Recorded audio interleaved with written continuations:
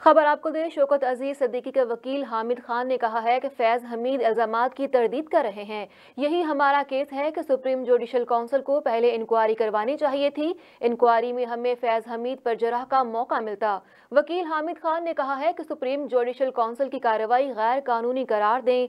वकील हामिद खान ने कहा कि supreme court supreme judicial council का हुक्म कल अदम करार दे। मेरे मौकल की तकरीर की इंक्वायरी के लिए जुडिशल कमीशन बनाया जाए। Khan Sahib, you were referring to another provision. Yes, sir. The other is clause 6.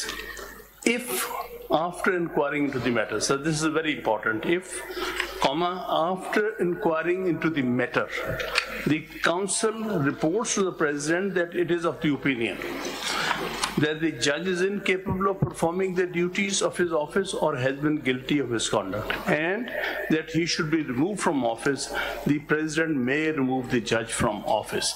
So, sir, the council can only report if it has held inquiry into the matter. Can you read 7 also? 7. A judge of the Supreme Court or of a High Court shall not be removed from office except as provided by this article.